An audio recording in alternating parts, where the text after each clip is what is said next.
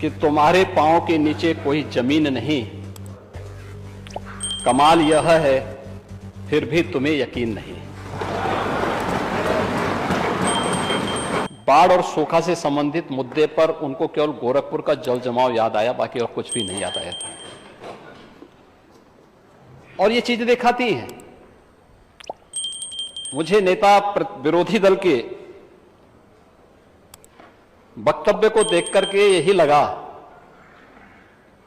कि 2014, 2017, 2019 और 2022 का जो जनादेश है वो जनता ने वैसे ही नहीं दिया। और दुष्यंत कुमार ने इस पे एक बहुत अच्छी बात कही थी। महोदय, दुष्यंत कुमार ने एक बात कही थी कि तुम्हारे पांव के नीचे कोई जमीन नहीं, कमाल यह है फिर भी तुम्हें यकीन नहीं।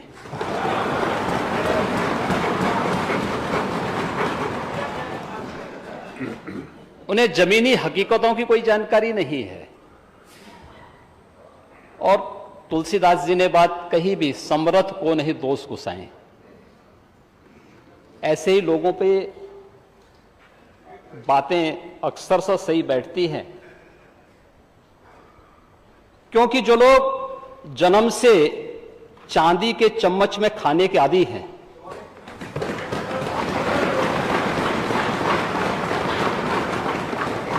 वे गरीब की समस्या को क्या समझेंगे। ओह, मैं आ रहा हूं, वहां भी आ रहा हूं मैं। क्या मुख्यमंत्री जी, वे एक गरीब की पीड़ा को क्या समझेंगे, एक किसान की पीड़ा को क्या समझेंगे, एक दलित की पीड़ा को भी क्या समझेंगे, और अति पिछड़ों और पिछड़ों के साथ क्या इन्होंने व्यवहार किया था, ये किसी से छुपा हुआ नहीं है।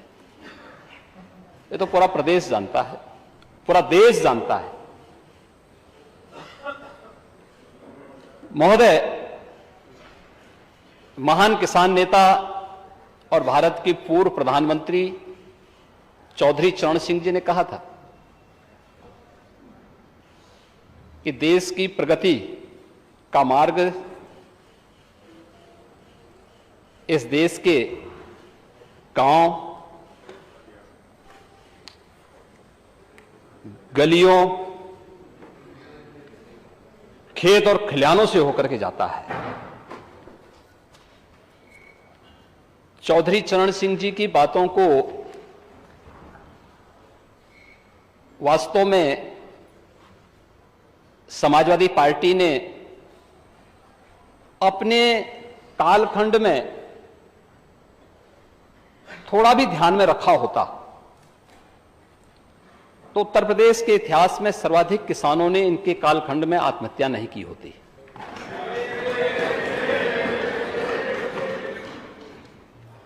और मुझे चौधरी चरण सिंह जी की बातों के साथ ही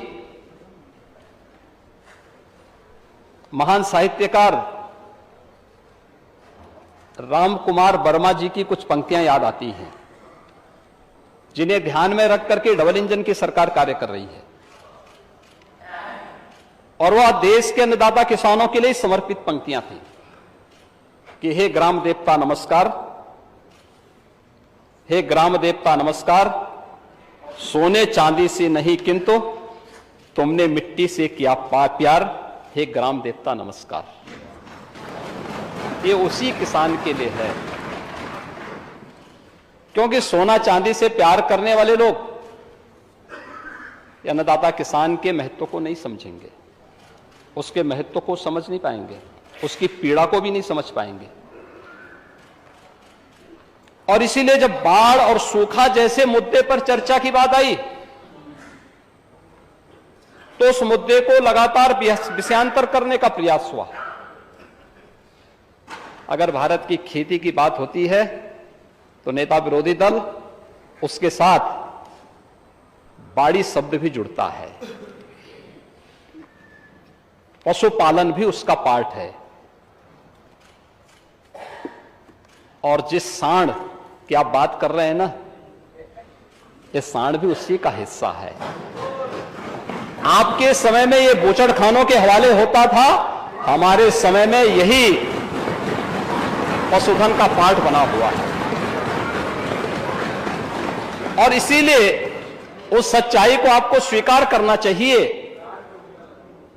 कि आप अपनी विफलता को छुपाने के लिए, कुछ पेपर की कटिंग थी, लगता है कि होमवर्क करते समय शिवपाल जी ने कुछ पुरानी कटिंग भी बीच बीच में रखवा दी है,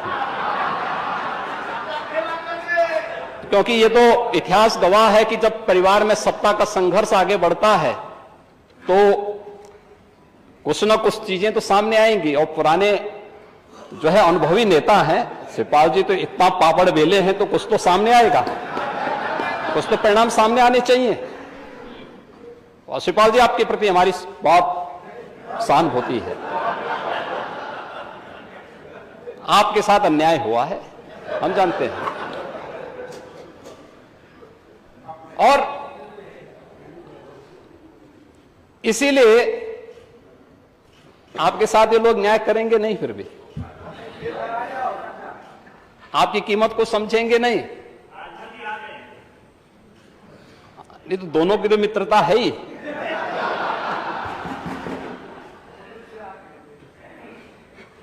और महोदय, मैं यहीं से प्रदेश के अन्नदाता किसानों के बारे में मैं आऊंगा। जो नेता विरोधी दल ने जो बातें रखी उन सब पे चर्चा करूंगा। उत्तर प्रदेश के अंदर अगर हम लोग बाढ़ और सूखा की स्थिति, जो माननीय सदस्यों ने यहां पर अपनी चिंता व्यक्त की थी और अपने बहुमूल्य सुझाव भी दिए, उन सब पर एक एक करके अगर हम चर्चा करें, और बाद में मैं इन सभी मुद्दों पर भी जवाब दूंगा जो नेता विरोधी दल ने यहां पर रखे थे। खासतौर पर उत्तर प्रदेश के अंदर आज के दिन अगर हम देखेंगे तो अमूमन 15 जून से लेकर के 20 जून के बीच में मानसून उत्तर प्रदेश राज्य में प्रवेश कर जाता था, और हमारे अन्नदाता किसान उसी के अनुरूप अपनी तैयारी भी करते रहे हैं। लेकिन इस वर्ष प्रारंभिक मानसून की बारिश को अगर हम छोड़ दें तो शेष मानसून की जो स्थिति है वह प्रदेश के अंदर बहुत अनुकूल और बहुत अच्छी नहीं कही जा सकती है। महोदय, खासतौर पर अगर आज के दिन पर भी हम देखेंगे तो आधा उत्तर प्रदेश ऐसा है जिस जहां पे काफी कम बारिश हुई है, और सामान्य से भी इसकी स्थिति काफी कम है, कमजोर है।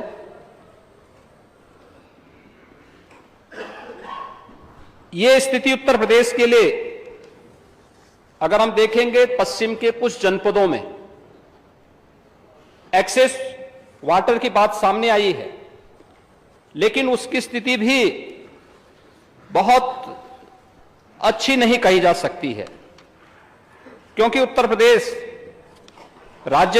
प्रदेश जैसे राज्य में ये जो स्थितियां हैं, यह हम लोग किसी भी स्थिति में इसे नजरअंदाज नहीं कर सकते। और इसीलिए हम लोगों ने पहले ही शासन स्तर पर इस पर बैठक की, अपनी एक रणनीति बनाई। प्रारंभिक समय में जो मानसून उत्तराखंड, हिमाचल और हरियाणा के अंदर एक साइक्लोन के कारण उस क्षेत्र में देखने को मिला था, हिमालयन नदियों में उस क्षेत्र में बाढ़ की स्थिति पैदा हुई थी। बाढ़ के कारण वहां पे काफी फसलों को नुकसान पहुंचा था। उसके आकलन के आदेश भी दिए गए हैं और उस पर आगे की कार्रवाई शासन स्तर पर आगे बढ़ रही है। इस सब के बावजूद उत्तर प्रदेश जैसे राज्य की स्थिति जो है और देश के अंदर अन्य राज्यों की तुलना में बहुत बेहतर स्थिति में है। महोदय, जहां उत्तर प्रदेश की बात करते हैं, उत्तर प्रदेश देश का और संभवतः दुनिया का पहला ऐसा भूभाग है जहां पर 86 से 90% भूभाग कृषि योग्य भूमि वह सिंचित है। नहरों से, सरकारी नलकूपों से और निजी नलकूपों से भी उन्हें आच्छादित करने का प्रयास वहां आच्छादित किया गया है।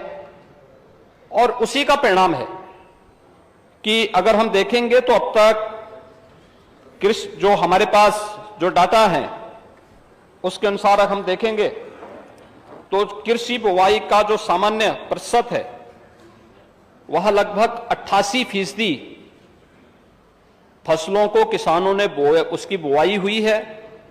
और धान की नर्सरी भी लगभग 100% नर्सरी अब तक लग चुकी है। हां, उस पर कम बारिश के कारण या अन्य कारणों से थोड़ा नुकसान जरूर हुआ होगा। उस पर सरकार अपने स्तर पर सरकार की कार्रवाई आगे बढ़ रही है। महोदय, उत्तर प्रदेश की जो एक विशिष्टता है इसी का परिणाम है। सिंचाई की अतिरिक्त सुविधा होने, अतिरिक्त विकल्प होने का परिणाम क्या है? देश के कुल कृषि योग्य जो भूमि है वो 11% भूमि उत्तर प्रदेश के अंदर है। देश की आबादी का 16% आबादी उत्तर प्रदेश में निवास करती है। लेकिन देश की कुल खाद्यान्न आपूर्ति यानी खाद्यान्न का जो उत्पादन है उत्तर प्रदेश में 20% होता है। यानी 11% कृषि योग्य भूमि पर उत्तर प्रदेश का अन्नदाता किसान 20% अन्न उत्पादन करता है। और 20% अन्न उत्पादन का मतलब यह दिखाता है कि उत्तर प्रदेश के किसान ने अपने परिश्रम से, अपने पुरुषार्थ से उत्तर प्रदेश को आगे बढ़ाने में अपने स्तर पर किसी भी प्रकार की कोताही नहीं की। सरकार लगातार इस दिशा में अपने स्तर पर प्रयास कर रही है कि किसानों को अधिक से अधिक सुविधाएं दे सकें। और इस दिशा में जो सरकार के स्तर पर अब तक प्रयास प्रारंभ हुए हैं, इसमें अगर हम बाढ़ और सूखा से संबंधित बात करें, प्रदेश ने